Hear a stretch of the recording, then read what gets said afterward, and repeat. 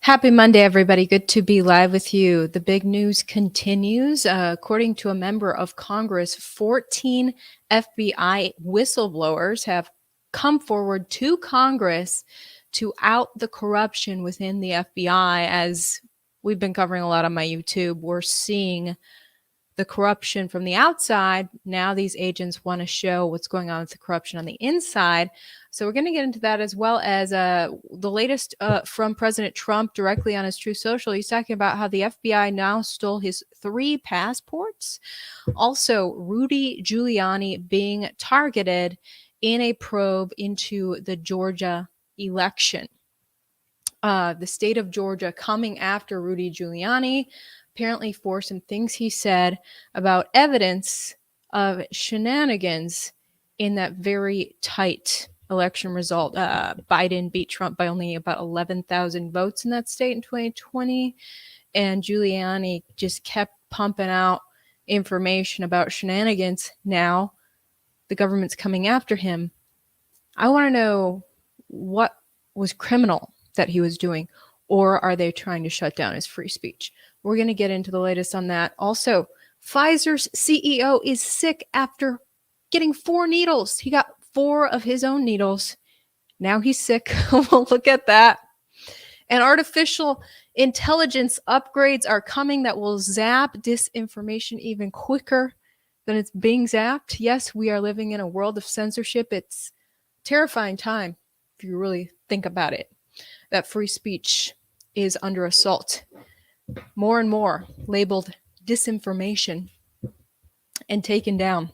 Countless facts that I've reported have been zapped. I've almost lost my YouTube multiple times, and we're getting the word that that's going to be ratcheted up even further. Pretty scary.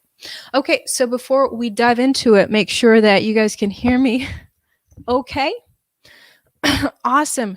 Shenanigans. That's the safe word we can say here on YouTube. Election shenanigans. You know what I'm talking about, though. We'll get into a few specifics today. Okay, before we get into it, shout out to the sponsor of my coverage. Now, Bank of America has just lowered its 2022 forecast for the S&P 500 by a whopping 900 points to 3,600, saying at the time that we're headed for a recession this year. As you know, we're in recession now, depending on who you talk to. Okay, so this isn't good news for those of you stuck in equities or anything tied to the stock market. I know thousands of people have put their trust in Noble Gold to prevent losing money in the financial storm that's brewing.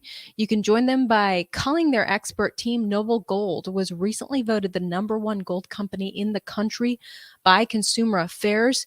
No call centers, no scripted response, no bull, just a straight, honest run through of options so you can decide. And by the way, they're giving away a beautiful 1/10 ounce gold American Eagle proof coin. I have one here.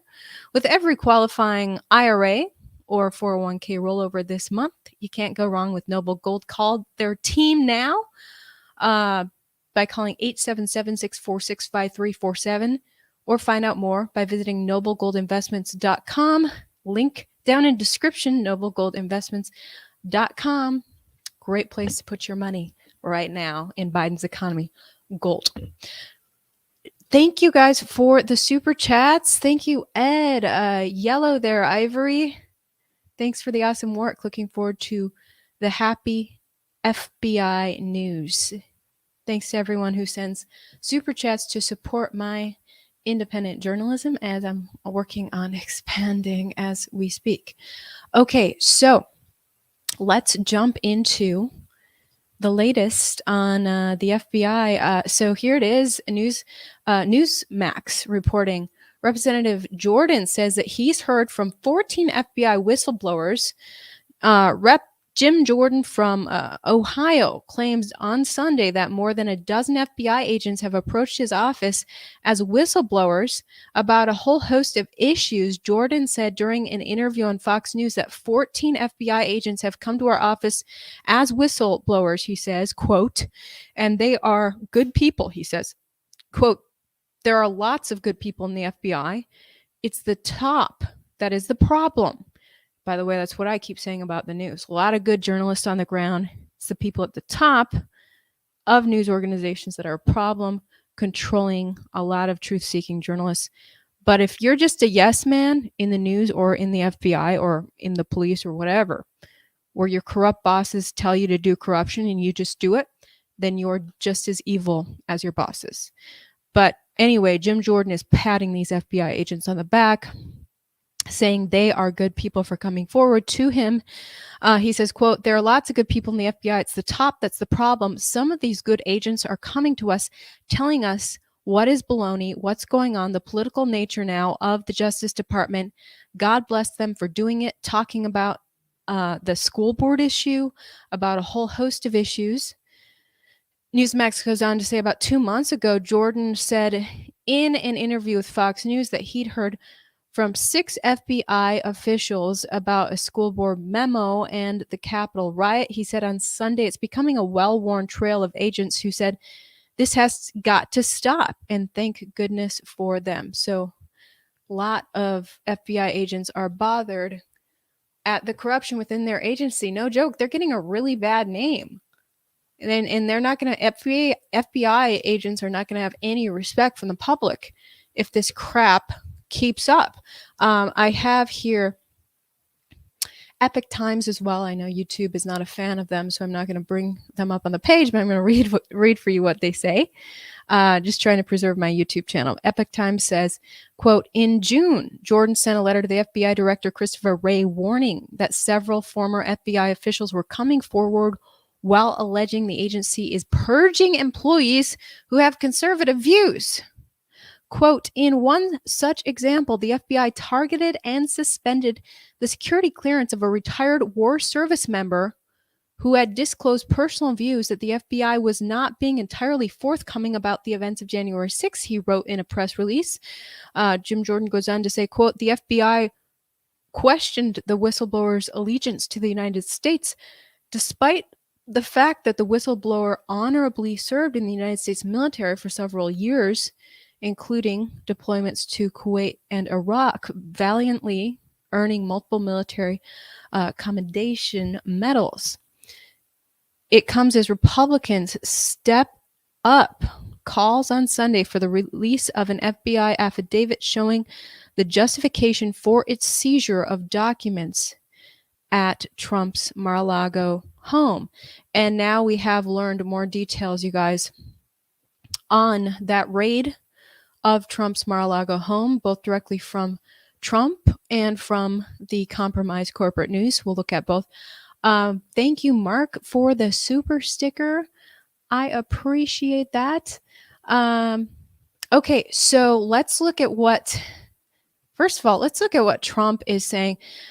So he was accused of having nuclear weapons papers, highly classified top secret paperwork stored at his Mar-a-Lago home. And he was responding to that on Truth Social, saying, quote, "Nuclear weapons issue is a hoax, just like Russia was a hoax.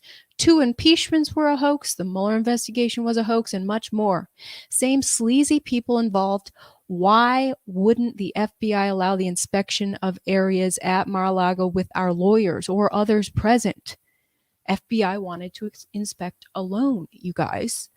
Why couldn't a witness see what the FBI was inspecting to make sure they're not planting evidence?" Okay, these are my words now. Back to what Trump was saying on Truth. Quote, "Made them wait outside in the heat, wouldn't let them get even close, said absolutely not. Planting information, anyone? Reminds me of a Christopher Steele dossier." So Trump has said this multiple times now that he is concerned that because the FBI demanded to inspect his property alone, that they may have indeed planted evidence while they were doing that. Okay.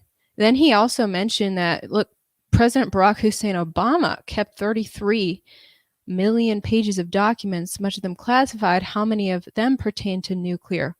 The word is lots. Ooh, so he's accusing Obama of the same. As you can see in the past few days, Trump has posted an immense amount of truths on his Truth Social platform.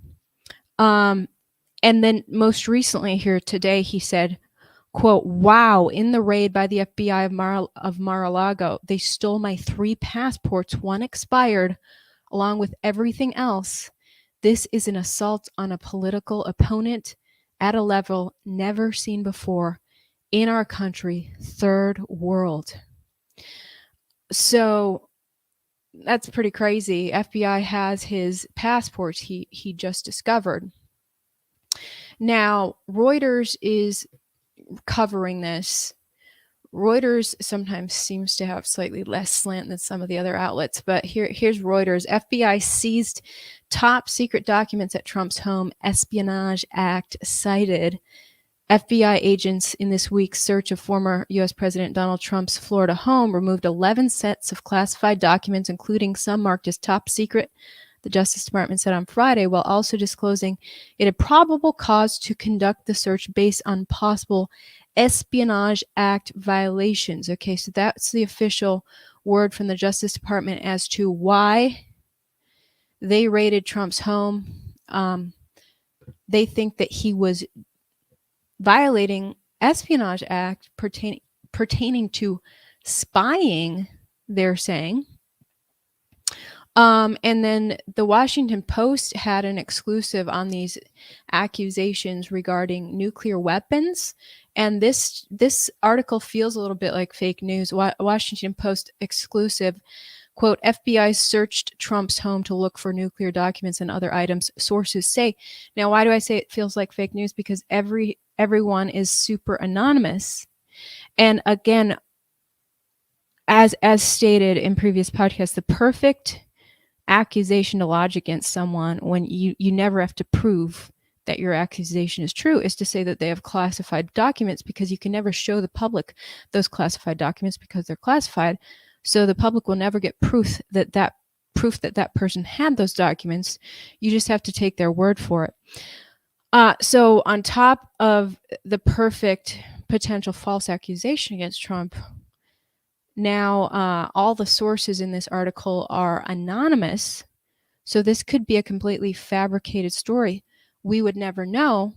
That is why in journalism school they teach you verification and citing your sources is really important, especially when the public lacks trust of you as the Washington Post. You need to prove yourself as a journalist, prove that you're doing the right work, pursuing the truth by actually citing your source at least, but they don't do that here. So it goes on to say here, quote, classified documents relating to nuclear weapons were among the items FBI agents sought in a search of former President Donald Trump's Florida residence on Monday, according to people familiar with the investigation. That's their source, totally anonymous source. People familiar with the investigation. Well, I'm familiar with the investigation too, because I've been reading a lot of news on it. Can I just make up something and tell the Washington Post? And they could cite me the same way. But we got to take their word for it. They go on to say, experts in classified information said the unusual search underscores deep concern among government officials about the types of information they thought could be located at Trump's Mar-a-Lago club and potentially in danger of falling into wrong hands. The people who described some of the material that agents were seeking spoke on condition of anonymity to discuss an ongoing investigation. They did not offer additional details about what type of information the agents were seeking, including whether it involved weapons belonging to the United States or some other nation. Right here. So Washington Post is planting bogus seeds in people's head right now, literally saying our anonymous source did not bring up weapons at all, but we're bringing up weapons now to make you guys think that maybe Trump had weapons belonging to the United States or some other nation. Where's the Washington Post getting this?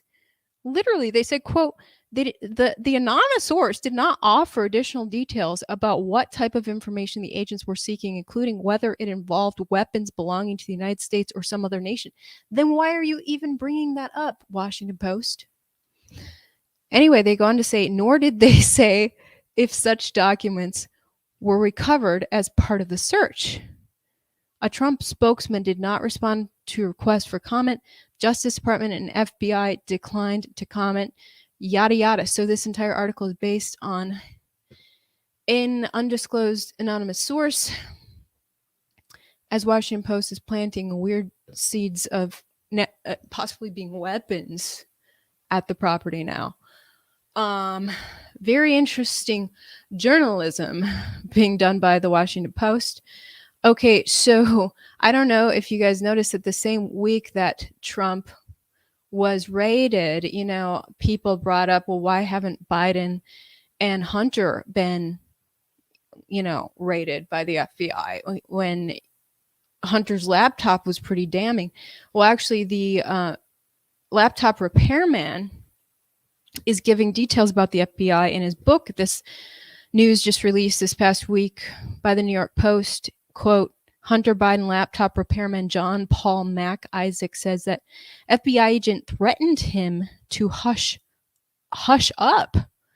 The computer repair shop owner who blew the whistle on Hunter Biden's infamous laptop claims in a new book, an FBI agent threatened him to stay silent.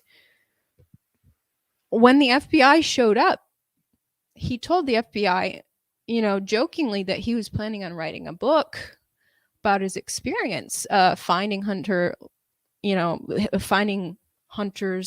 laptop in his hands. Well, when he told the agent that, he says the agent then told him, quote, it is our experience that nothing ever happens to people that don't talk about these things. So nothing happens to you if you don't talk about him. So he took that as a threat. And he says that was Agent DeMeo, D-E-M-E-O, who said that, who lodged that threat against him. Very interesting. FBI loves secrecy, definitely.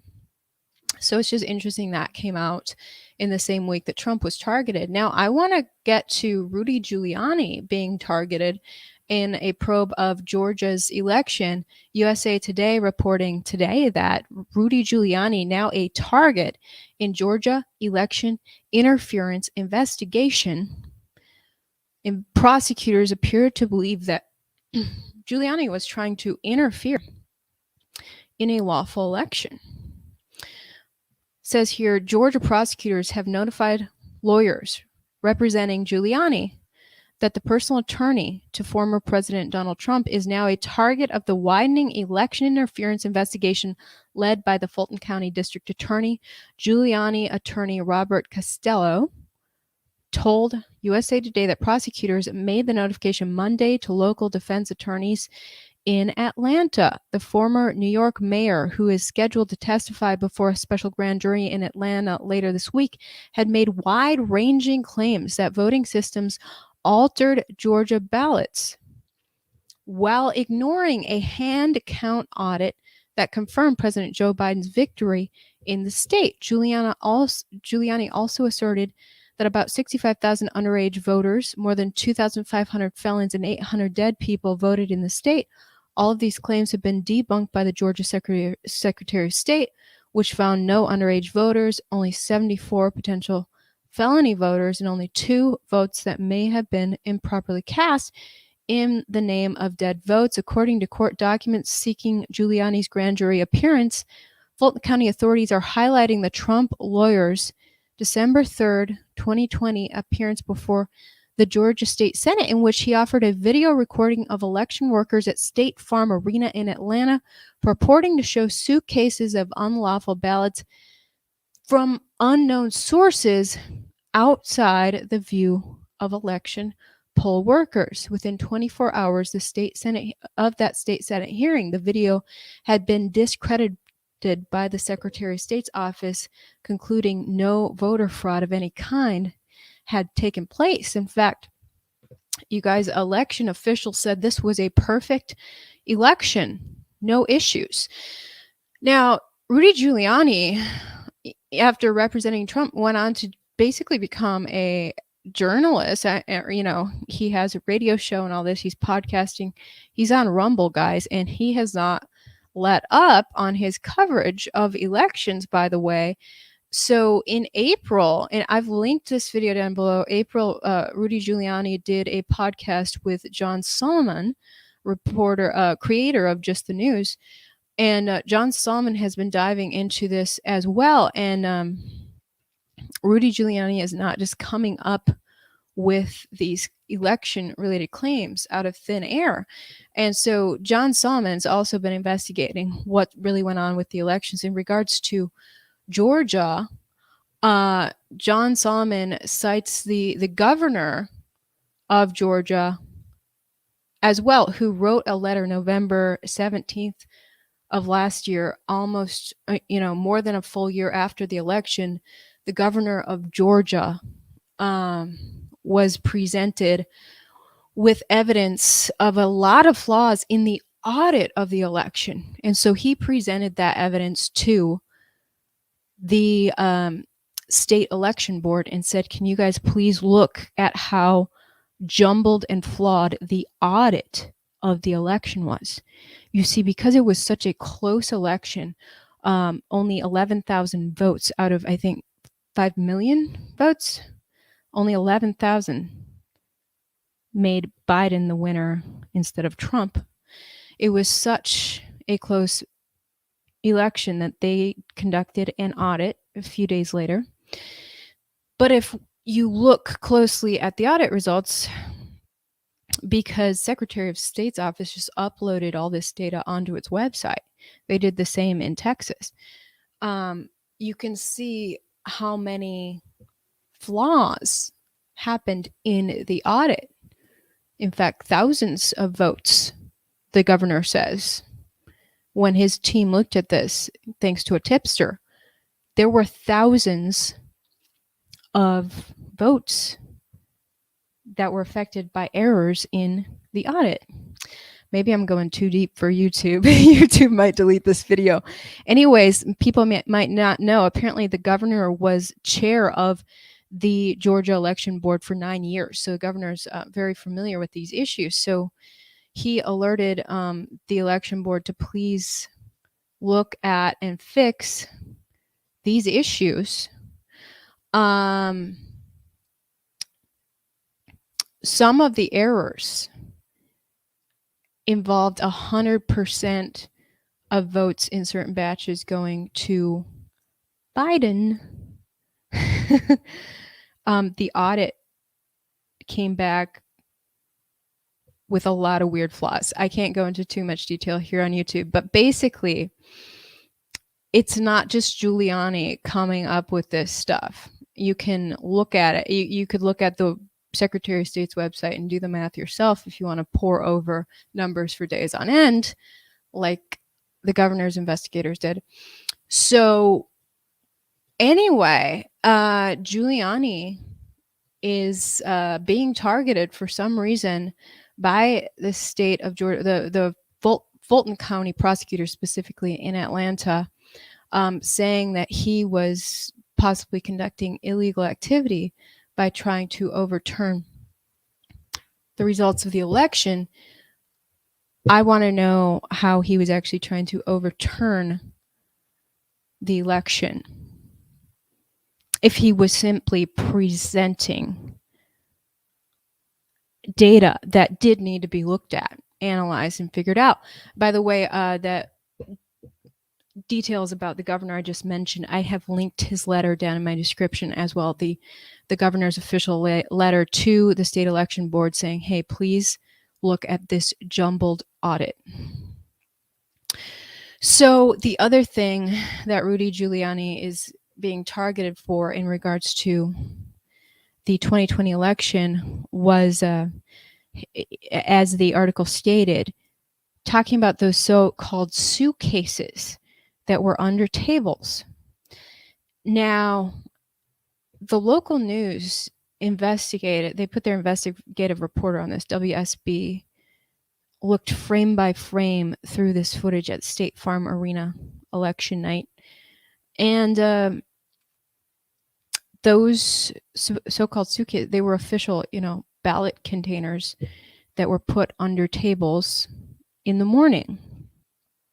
They don't explain where those ever came from in the morning, but because they were put under there in the presence of witnesses in the morning, it was supposed to be all good. Then at 10 p.m., they're wheeled out after, WSB in their investigative report conclusion said that, yeah, there's nothing to see here because you shouldn't be concerned that the supervisor in charge of that counting did indeed send witnesses home, send the media home, and then have the people pull these containers out and start counting, because that was just an accident, you see. They didn't realize that they still needed to count those things. And so, and those witnesses did eventually come back, but a lot of counting did occur without witnesses, but that was just an honest mistake, nothing to see there. Take their word for it. But viewers are wondering, why would the election director, tell his staff to continue counting without lawful observers? Gosh, I feel like this YouTube's going to get deleted because I'm going too into detail. But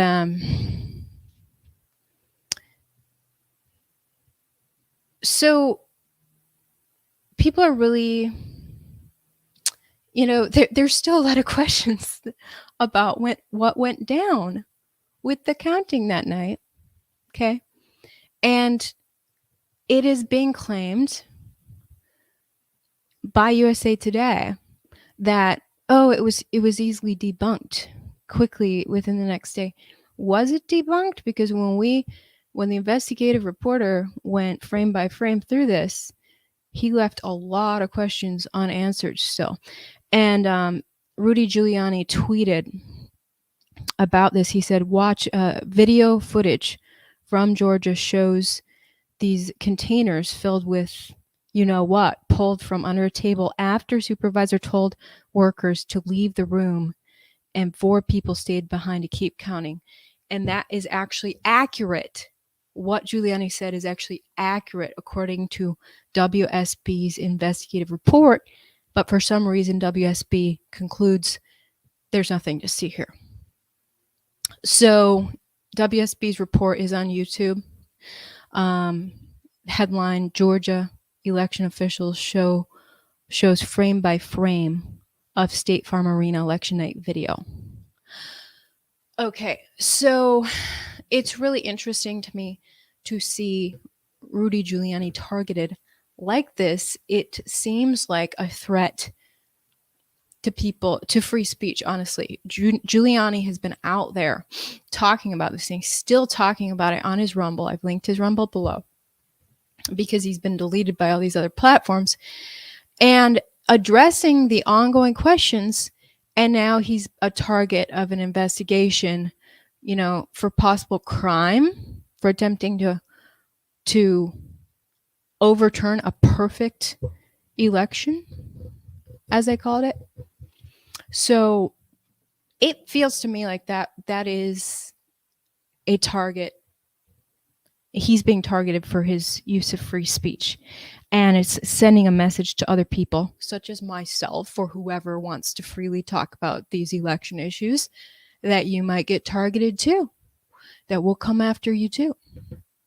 And whether you're targeted by a law enforcement investigation or simply your social media pages are targeted, they're out to get people who speak freely. Look at this. This is the World Economic Forum. They have a special new update on cybersecurity. Headline: the solution to online abuse, AI plus human intelligence. So World Economic Forum has this whole plan to ratchet up censorship and make it happen more quickly. They say bad actors perpetrating online harms are getting more dangerous and sophisticated, challenging current trust and safety processes. Existing methodologies, including automated detection and manual moderation, are limited in their ability to adapt to complex threats at scale. A new framework incorporating the strengths of humans and machines is required, With 63% of the world's population online, the internet is a mirror of society. It speaks all languages, contains every opinion, and hosts a wide range of sometimes unsavory individuals. Okay, so they go on, they bring up this harassment chart as if, well, part of it has to do with harassment, okay, but it's really about disinformation, and they want to increase trust. So they need to zap all disinformation, which the term disinformation is so subjective, depending on who you talk to. A lot of people believe that true facts are disinformation because those people haven't taken the time to look up the supportive facts that verify and prove those facts to be true. They jump to calling it disinformation. And World Economic Forum is saying we got to add these subject matter experts to help expedite the censorship of so-called disinformation or harmful information. So instead of constantly, allowing people to constantly freely seek out the truth and share information freely, they're going to handpick subject matter experts who are going to have an executive say on whether this or that is disinformation. Imagine the FDA deciding whether a life-saving pill is disinformation and then just making this executive order that, yeah, we're going to say that it is horse paste. It's only, horses are the only things that are supposed to have this life-saving pill. And even though it's a pill, we're going to say it's paste. And we're going to say that you're goofy if you take it, and that you might also die for taking life-saving pills during a pandemic. And that's what actually happened. I mean, a lot of this stuff is already happening. We saw the FBI putting out that BS disinformation themselves, and then we saw the social media sites in turn zapping every post in regards to that life-saving medicine, so that I, to this day, can't even say the name of the medicine, which starts with an I, here on YouTube. So that is the point that we are at, but apparently those posts aren't getting zapped fast enough, so they're going to add in subject matter experts. Their chart says it starts with intelligence collected from millions of sources. There's training sets, then it goes into AI. So apparently the intelligence at the beginning is just everybody making their posts, goes through training sets and AI. There's feedback from subject matter experts, and then the arrow goes down to this flag where it shows, quote, high-risk items, content removal, warning, labeling, or other actions. So that's where they filter out and censor a bunch of information. This chart looks really familiar to me. It looks like what's been going on for the entire course of the pandemic, but they are saying that they're actually going to use this, I guess, more subject matter experts. I don't know. Apparently, they're saying that this is a new setup that's going to make censorship happen faster, which is supposedly supposed to be beneficial, even though throughout history we know whenever free speech is censored, we no longer have free speech. That's the beginning of a totalitarian state. All right, that's the first step that way. But here we are. WorldEconomicForum.org, end of their article concludes. The outcome, quote, the lag between the advent of novel abuse tactics and when AI can detect them is what allows online harms to proliferate. Incorporating intelligence into the content moderation process allows teams to significantly reduce the time between when new abuse methods are introduced and when AI can detect them. In this way, trust and safety teams can stop threats rising online before they reach users. And apparently, as we've seen, threats to them include information about cheap, effective, life-saving medicine. Threats to them include factual information about shenanigans in elections when elections are supposed to be sacred and we're supposed to be able to thoroughly investigate whether our vote really counted. But now if we thoroughly investigate that and start to put out our findings piece by piece, we become a target of prosecutors' investigation on whether we're trying to commit insurrection, when really all we want to know is if our vote counts. But here we are, you guys. These are weird times. I'm going to conclude with Albert Bourla, you guys. Albert Bourla on his Twitter. Let's bring up Albert Bourla's official Twitter. He is the CEO of Pfizer. He said today, quote, "I would like to let you know that I have tested positive for the illness. I am thankful to have received 4 doses of my needle, and I am feeling well while experiencing very mild symptoms. I am isolating and have started a course of Paxlovid. We have come so far in our effort to battle this disease that I am confident I will have a speedy recovery. I am incredibly grateful for the tireless efforts of my Pfizer colleagues who worked to make the needle and treatments available for me and people around the world. Paxlovid is not approved, but is authorized for emergency use by the FDA to treat mild to moderate illnesses in high-risk patients." Yada, yada. So here he is bragging about his needle when 4 doses of it did not prevent him from getting sick with the illness that his needle was designed to prevent people from ever catching. Okay. These needles, they're not therapeutics. They are the V word that I can't talk about on YouTube. So if they're actually, the V word, they're supposed to prevent you from ever catching an illness. But as we can see, it's evolved into just being a therapeutic where you no matter how many times you get this needle, you're still going to catch the illness, but at least you'll have mild symptoms. That's their new narrative, which I don't believe. They've been dishonest about everything. We've heard of people who've had the needle and died.